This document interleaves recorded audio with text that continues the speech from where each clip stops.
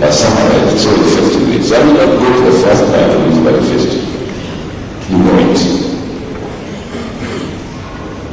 What we have to do really first in the area of health, drug and medicine, is that lady in that video who was talking about remember health center, because of counters, saying we are happy that this subculture hospital is as it is today. It is clean, it has services. We are happy to be here, the doctors, the nurses are good. But there's something much more important. Why did I in the first place come here? This is for all intents and purposes from a hospital. I came here because lower down those other facilities do not offer the kind of services I have here. And maybe if there was better family, communal, preventive, private health care, I could easily deliver in a health center or dispensary as a person Cuba. So the responsibility that we've been given as county government of undertaking and looking after family, primary and community health is very fundamental in the delivery of healthcare. It is the foundation of healthcare delivery.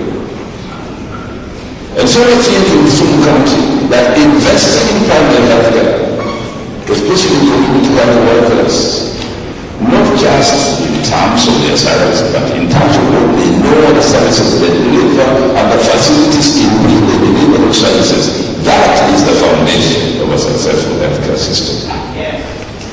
And so we must invest effectively in our dispensaries and health centers, family health and community health, preventive health, permanent, so that places like Lumumba sub-county hospital become truly the referral facilities, not facilities that deal with primary health problems that can be dealt with at that lower level.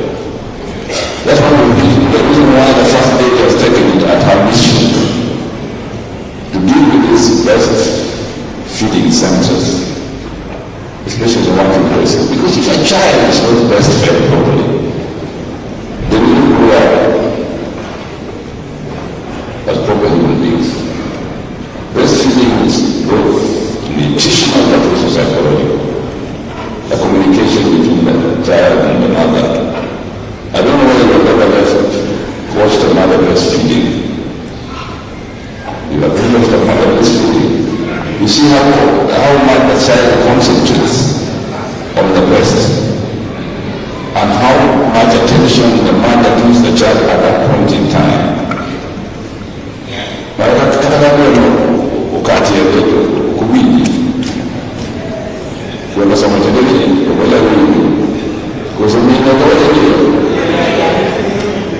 So that activity is important in terms of primary health care and in terms of preventing future diseases.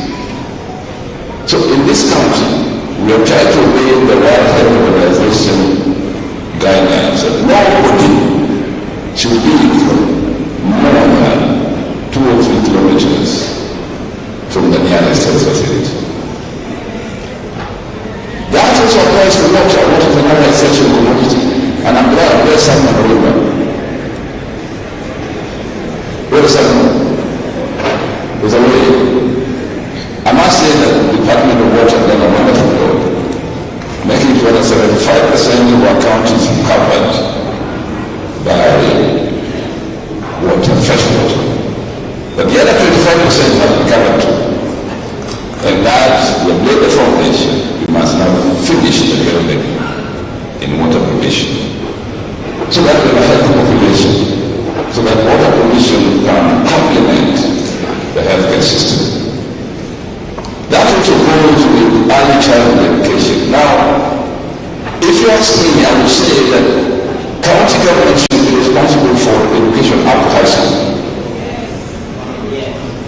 So, as it happens,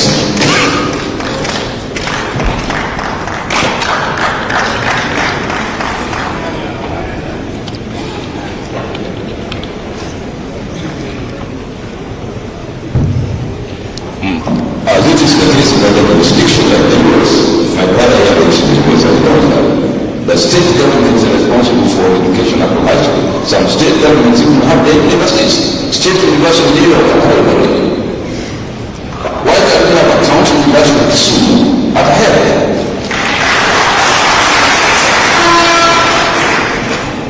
But I think that rather than being too ambitious, let us do what we are going to do in the Constitution effectively, because it's fundamental to the development of our nation. That is early childhood education.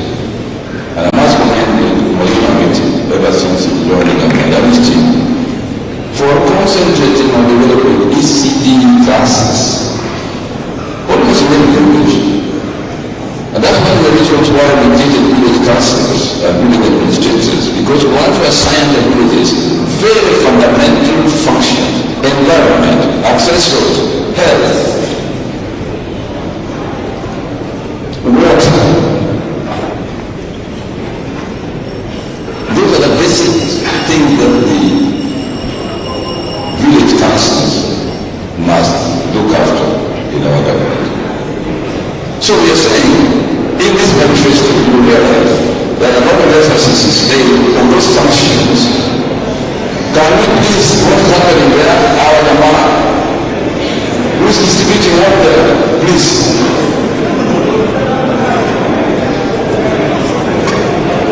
Please, can we stop that, please? Can you change it? Can you change it? What do you say?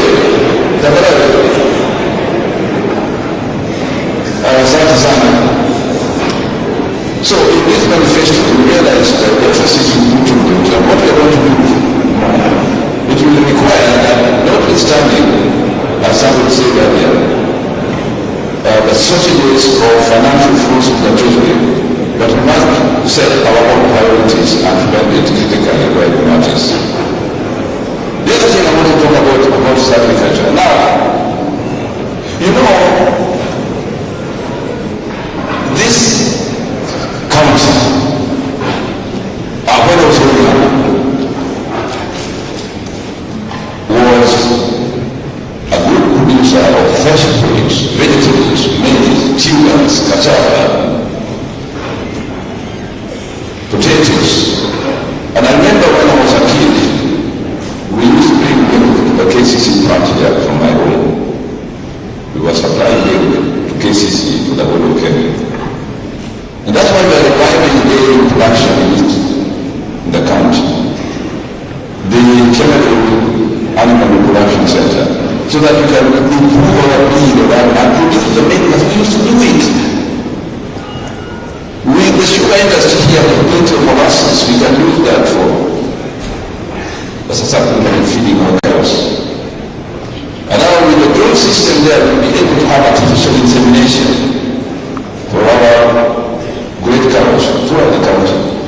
Rather than take your cow, mark your cow on the way to Chamberlain to be pulled by a bull there. We'll bring artificial insemination at home, honestly.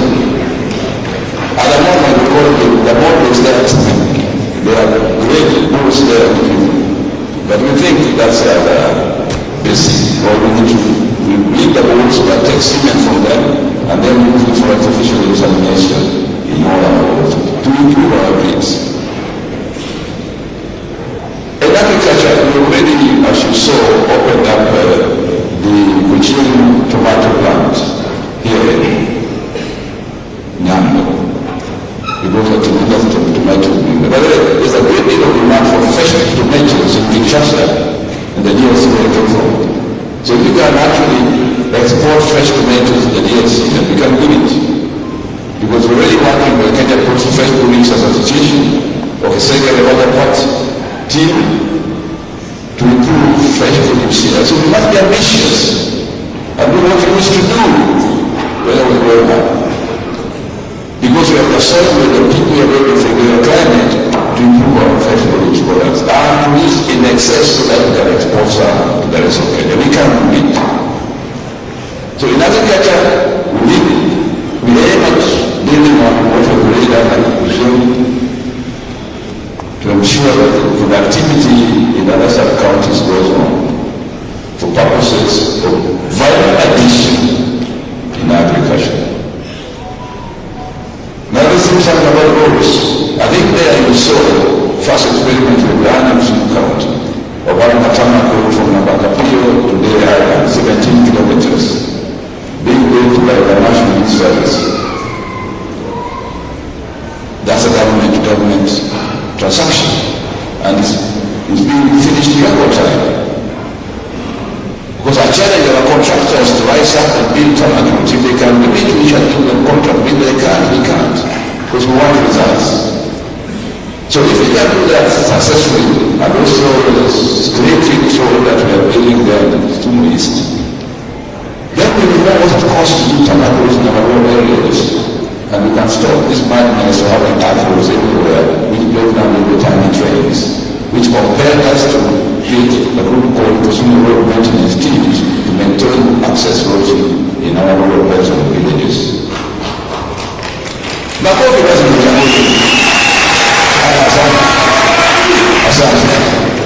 So we have done that experiment, and I think both have been successful. We now know what it costs to do tarmac roads by ourselves.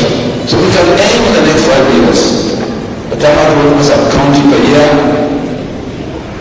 And if Kura and Kera cooperated us, and I know under the new government something was done in terms of reforms in the road sector, some of the functions that were taken from the counties given to Kera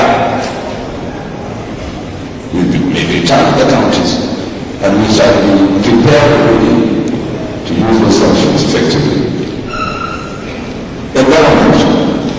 I mentioned earlier that we should learn a basic lesson already. When we talk about outside plants, should be there to give us oxygen, which means that what we have been doing in Sumo City will be have to be done in all other urban centers where we are building towns and the road and so on, so that it is not just something for Sumo City, something that applies to countries. In any case, our forest cover in the county Kisumu is the worst in the nation. We have only about 1 or 2% forest cover. That's a shame. You only need to go to Nyeri and see how much forest cover they have.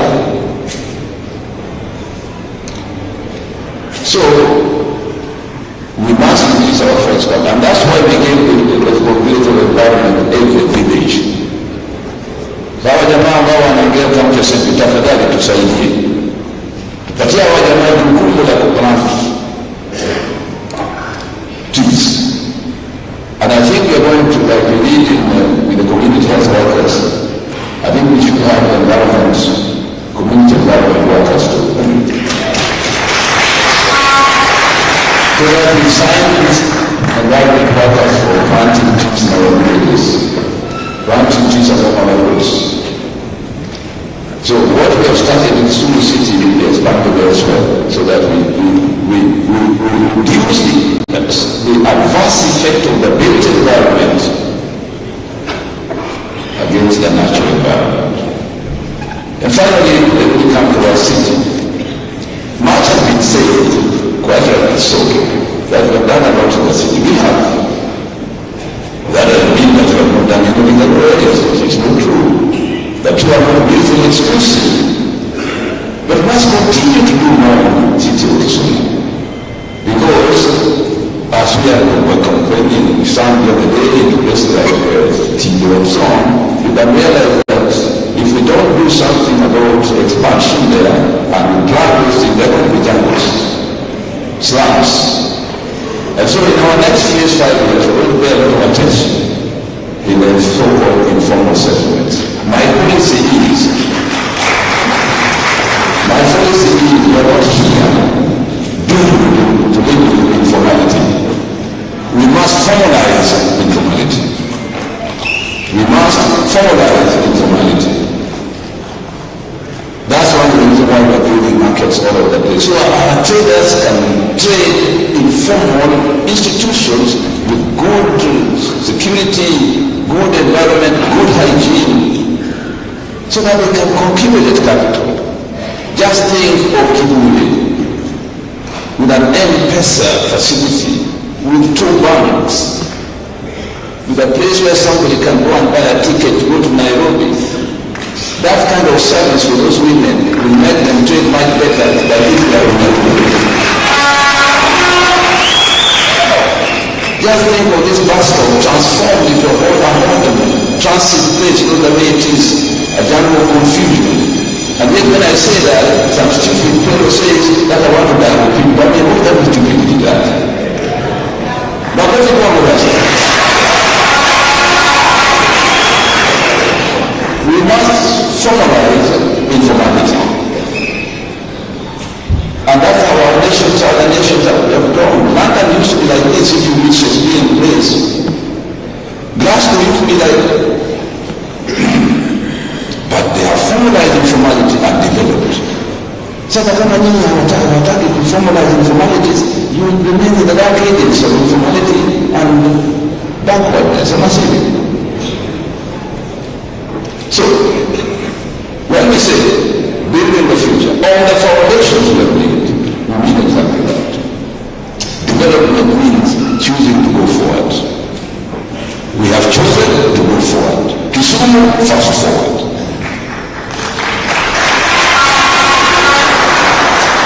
Once upon a time, we let it to Africa. If Africa wants to develop, we must run while the Europeans walk. Because if we don't run, we'll never catch up with them. So in Kisumu County, I am pleading with you, let us run while the rest of us. So ladies and gentlemen, having said that, I really would like to take this opportunity to invite my dear friend, Professor Michael Shelley. What if you will have something to say here? Yes, sir. He says you must not think fast before we give you the now, this is what I said for launching this manifesto, which I respect. So I'm about to my friend, Always again. Always can you then guide people to let's sit down and wait. I can take my seat. I'm demoted. Oh dear! Thank you.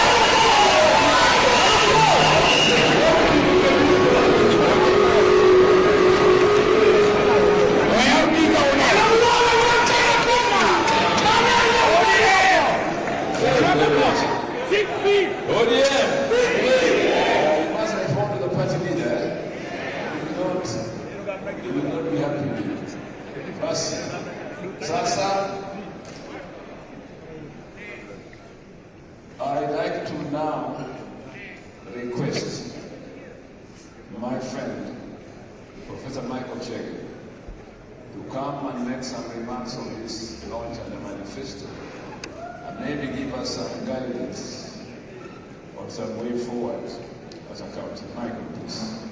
Makofi kwa Michael. Welcome, Michael. Welcome to the country, Michael. Thank you very much. I've come all the way from Dagoretti, where I was born in Kiambu. I'm so happy to help launch this manifesto of my best friend in here, Kisumuda. Mano! Come on. So it's also my dad. Kisumuda, Professor! Kisimuntie. 1 year! 1 year! 1 year! One more! Okay. I have many friends here, in addition to the Nyong'o family, Dorothy. I was just talking to Professor Ogen. We were together at the University of Nairobi. I saw Carnival Corn sometime here. Honorable Governor, Deputy Governor, Matthew Willie was a good friend of mine. Speaker, all of you, I'm deeply honored to have been asked to comment on this manifesto. That is the plan of the governor to move forward.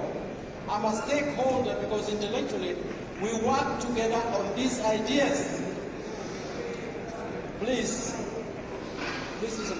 Because we work together on these ideas, and they're the right ideas to see the development of Africa move forward. You saw this county host the Afro-Cities Conference in May. Kisumu was the benchmarking city for all of Africa. Pigie Professor Makofi jamani. Ameleta Afrika yote hapa kuona how to run a proper city with cleanliness, with caring attitude towards the ordinary people, the ladies who work on the streets, on the road.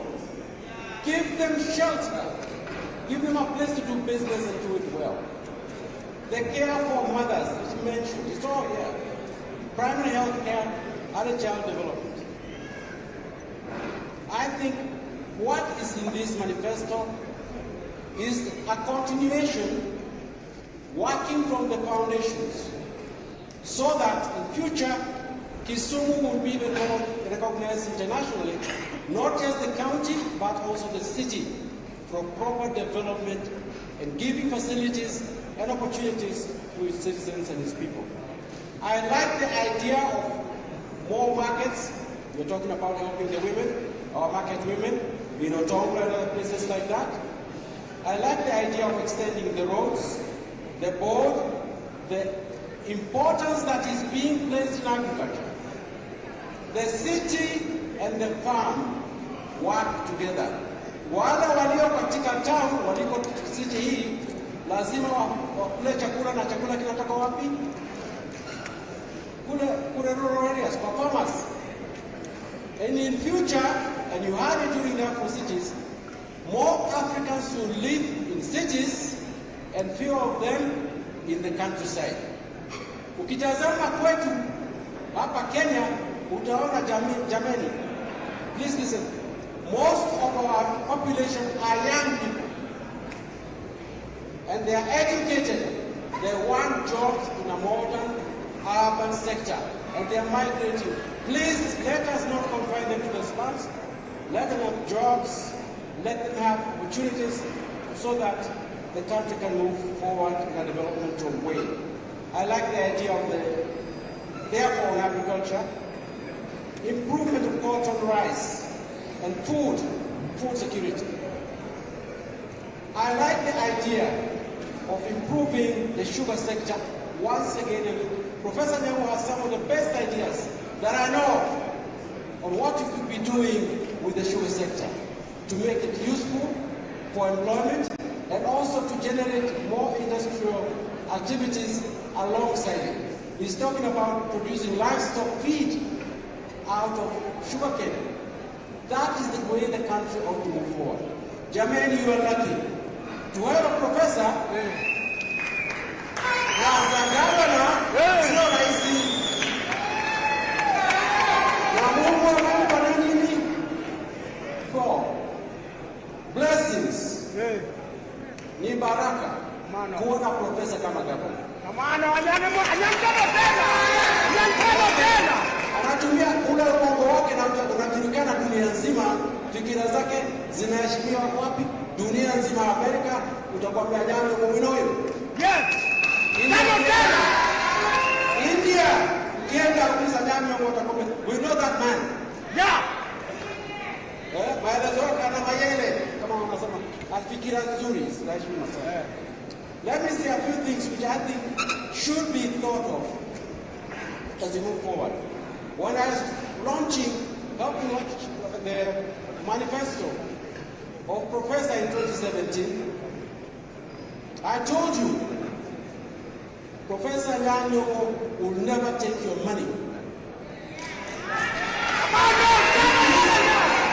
Pesa yenu ni yenu, na ataitumia kwa nyinyi, na maendeleo ni kwa nyinyi, na mmeona matokeo yake. There are very few countries which can boast the record of integrity and honesty that Professor Nyong'o has demonstrated.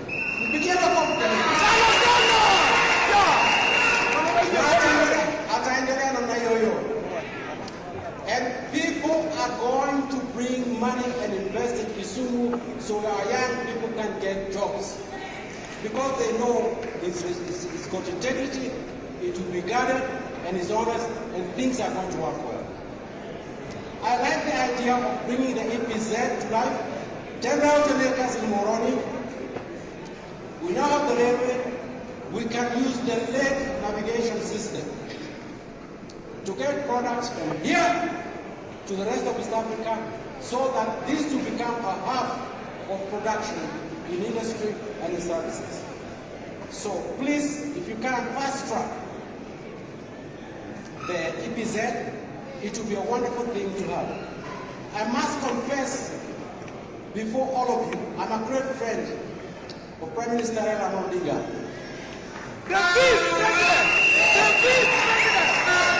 Because we think the same way about Africa and about Kenya and about the future, and we care for people. Sio wewe peke yako kujipenda. Kwa hivyo, issues that we spoke about when Professor Nyong'o was planning minister, then health minister, and Honorable Prime Minister Odinga was in government as the Prime Minister. There should be more industries in Kisumu, and they will be there.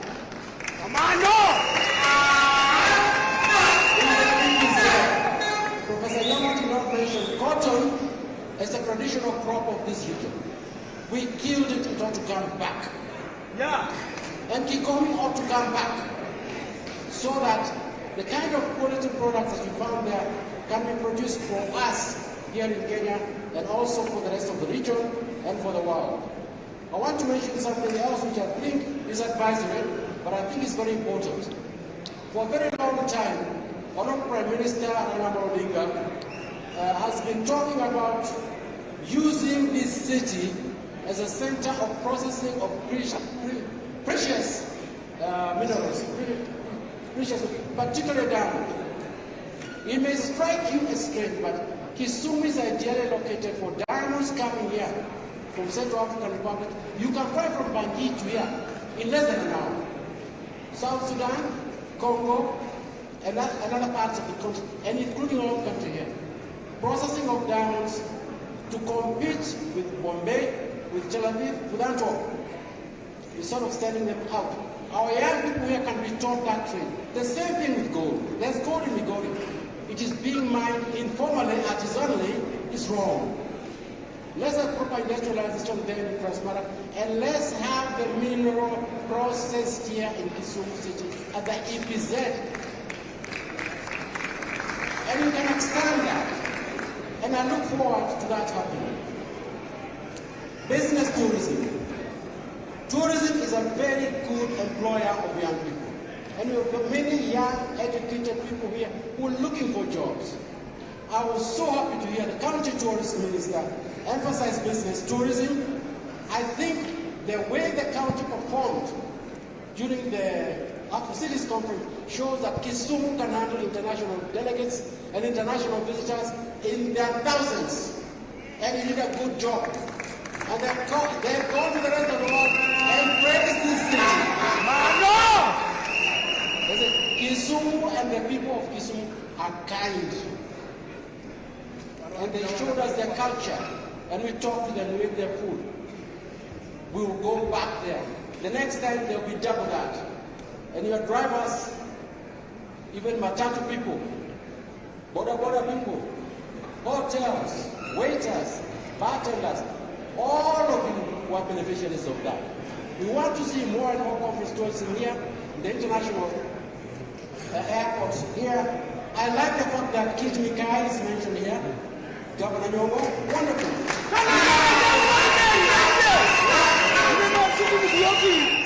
A UNESCO heritage site. You had the deputy president flew from Libreville, Gabon to here. People can fly to Kisumu now from all parts of the world. We want to see more and more tourists. We used to have long ago what we call in Kenya the Western Circuit, from Mara to Ruma in South Nyanza to here, then to Kakamega, then to Elgon. These things can be revived. We now have community and cultural tourism where tourists can visit homes and live with for a while to get the experience. That is in the books. Let us realize it. Let's not make it theoretical. I like the fact that we are now talking in this manifesto about consolidating the infrastructure in many areas, including water, sanitation, housing, roads. All those things will happen. And they will happen because I believe, by grace of God, when we go to the elections, we will elect Nani? Baba.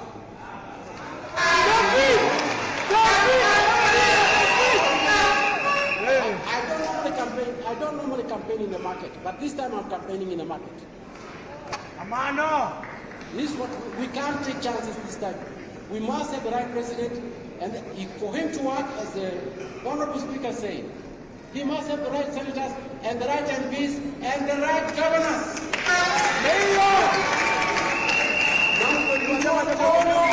mtu wa mkono wa baba ni hapa Kisumu City ni nani? Siarudishwe.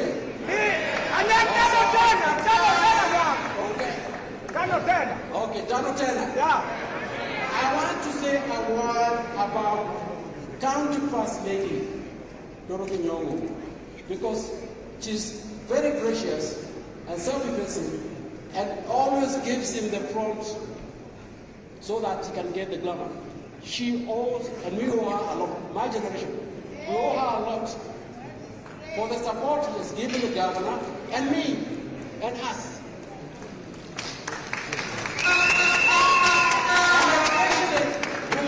Keeping the family together, I know.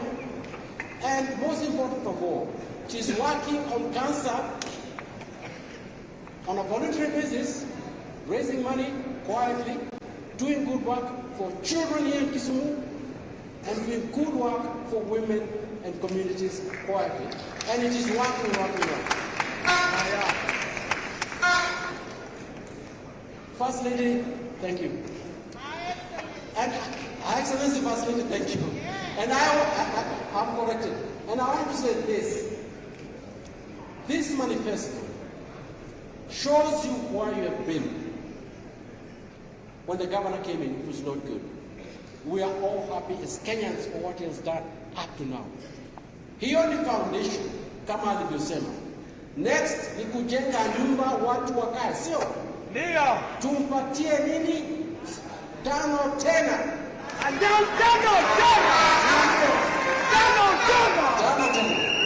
Kwa hivyo hii manifesto ni yatu, ni yake na ni ya watu wote wa Kisumu na this is the benchmark county. Speaker amesema watu wanakuja hapa ku benchmark kuona this is how to do development. Yaani profesa anaendelea kufundisha nini? Kenya na Afrika yote. You are lucky to have him. I'm lucky to have him as a friend. Nashukuru Mungu, tutamwombea ataingia 9th August na baba David!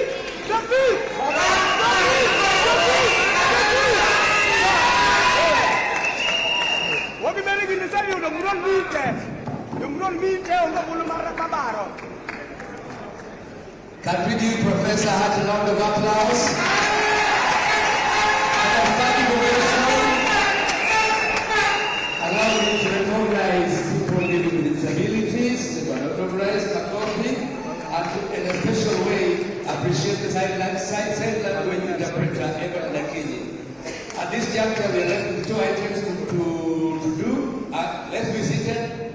I'll request the chair of the campaign team to come over here and do the endorsement of the governor's manifesto before I make the last announcement. Somebody.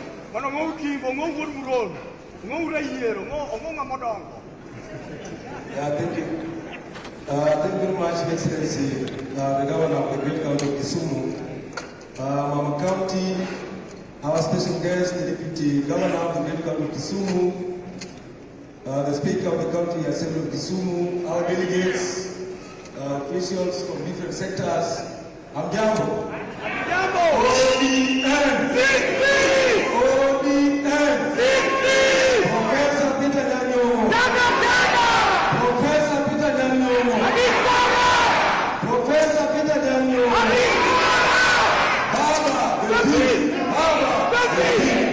Thank you very much. Your Excellency, with your permission,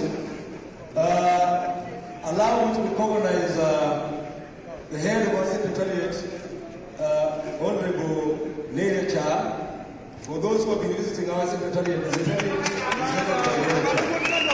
Please do a good job. Thank you very much. I really want to recognize and appreciate on behalf of the Secretariat the good work which is being done by different delegates and different sub-counties. It is because of your work, which is well coordinated, which has made our candidate to be actually leading in all opinion polls which have been conducted by different professionals. And we are sure if we continue like that, we are very sure our candidate is going to have a landslide victory. We are very sure about that. Immediately after this, we are going to have a declaration at Kondele, and you are all invited. Allow me to invite different representatives from different sub-counties, starting with Kisumu Central, Kisumu Central just come. Faster, faster, Kisumu Central, faster. Kisumu Central, Kisumu East, and Kisumu West just come. Very fast, we have time. No one will look at you. Your Excellency the Governor, the Chief Guest, all protocols observed. ODM. ODM. Assalamu alaikum wa rahmatullahi wa barakatuh.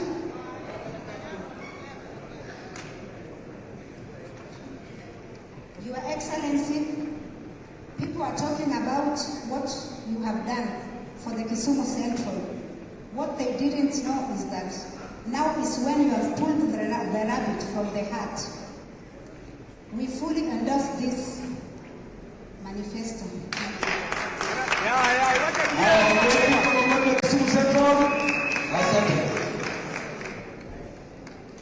Kisumu West, having studied the manifesto of the governor of Kisumu, Professor Peter Nyong'o, truly the time for Kisumu to rise, shine, and be counted is here. Your Excellency the Governor, you have made it happen. Kisumu West stands with you on the day and into the future. Nyong'o tano tena.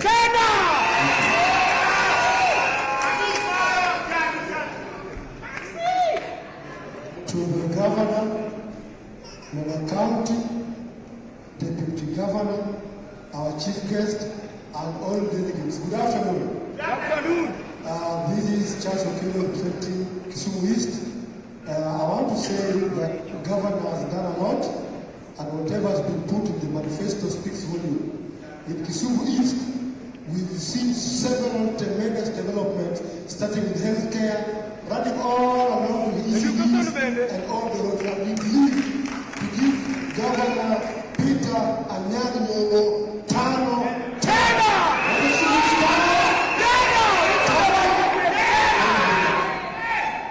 Such a love to invite representative from Seme, Muroni, the Catch.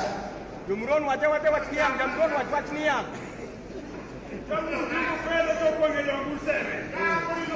Jamron watniang.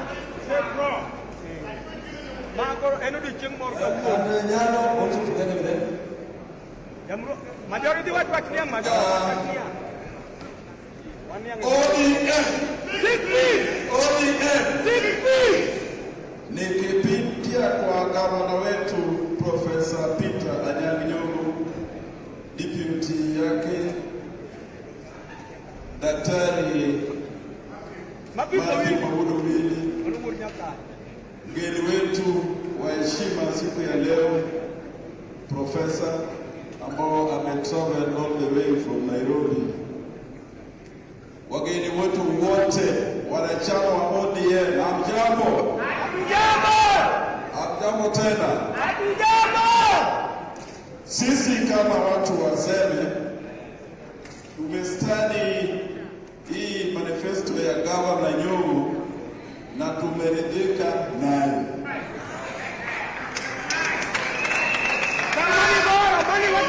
Na tuna ukweli na tuna hakika nayo ya kwamba Profesa Peter Nyong'o atafanya na anarudi kufanya. Amefanya na anarudi kufanya. Kwa hivyo Profesa Nyong'o tano tena. Profesa Peter Nyong'o tano tena.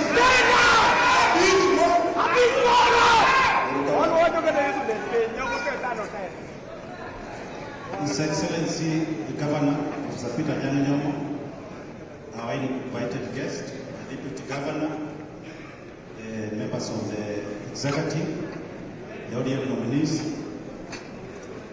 I want to take this opportunity on behalf of Nyong'o Sub-County, Nyong'o constituency, as the Secretary General of the campaign team for the Governor, that to declare that what is in this manifesto, starting from Kuchien tomato plant we have a white education scheme, we have Open Dispensary, we have Koroe Market, we have Arero Town, we have Lela Dispensary, we have Nyamwere Dispensary in Kanyangwan Kabonyo. We have also an education scheme there.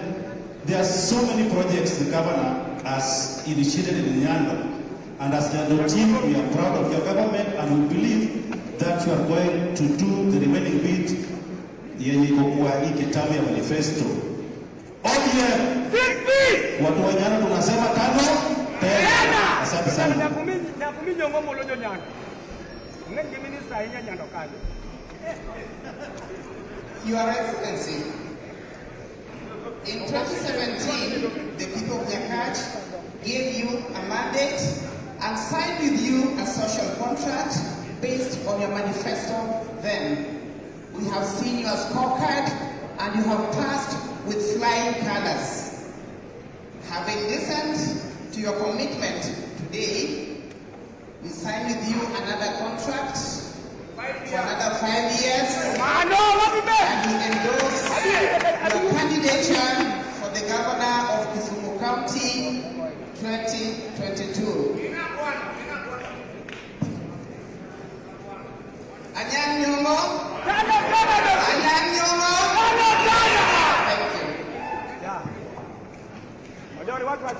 you.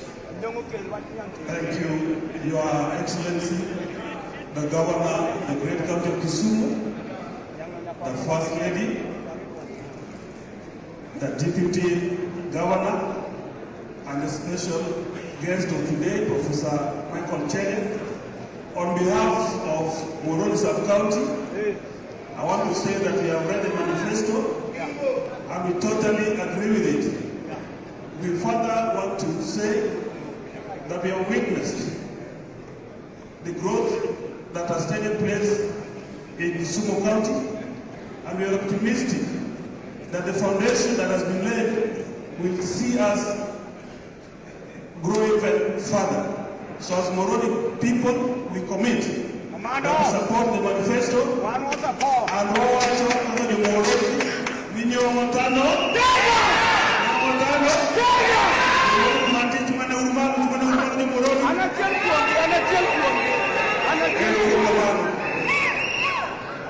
now, Your Excellency, to invite the representative of the PWDs. Your Excellency, Professor Nyong'o, persons with disabilities have read your manifesto and they are convinced that you are the best setter internationally, best that you implemented the UN Convention on Rights of Persons with Disabilities. I've seen in your manifesto, you're also working with the World United Cities and Local Government. Persons with disabilities in Kisumu County have a home in your vision. Your Excellency, Your Excellency, be sure of persons with disabilities support in the next 10. Professor Peter Nyong'o, a bit more. Professor Peter Nyong'o, a bit more. What you tell me, Professor Peter Nyong'o, a bit more. Thank you very much. Dear delegates, we have transferred all the 7 sub-counties with our candidates. We are not taking your support for granted. It is because of your support we have reached where we are. And allow me now to invite the Speaker to pose a question. Can you do, Mr. Speaker? Thank you so much. Your Excellency, the Governor of Kisumu County, you have launched your manifesto and you have indicated the things that you've done and those that you're going to do. Your Kisumu County with you. Your Kisumu County with you. You have seen the manifesto, he has said here what he's going to do and what he has done. So we have to put a question so that we make a resolution that we are adopting the manifesto, and when we agree with it, it means we are agreeing to support Professor Peter Nyong'o for a beach ball. So when you agree with it, you are agreeing with Professor Peter Nyong'o Nyong'o for a bit. And I put the question that the manifesto having been presented today with what the governor had done previously and what he's going to do, and the 7 sub-counties that presented their administrative to agree with the same. And I put the question that is many of the opinion that the manifesto of Governor Professor Peter Nyong'o be adopted, say aye. As many of the contrary opinion say nay. The ayes have it, and the manifesto is being adopted. And it brings me to the next one. Thank you so much. Now I will invite the governor to come over here. If you have a copy of the manifesto, I want you to wave it at him. Let's prepare. I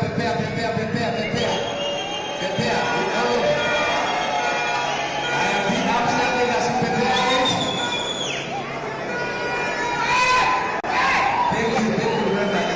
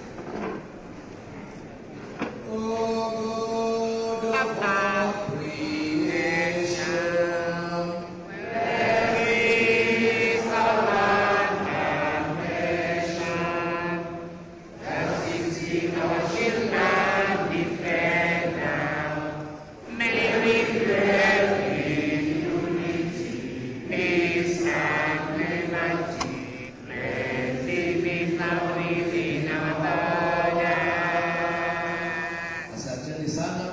Nitaomba ya kwamba gavana na wageni wake ndio waende kwanza, kisha atatuongoza kwenda kule mbele kwa baraza. Thank you very much. Just give room here for the governor.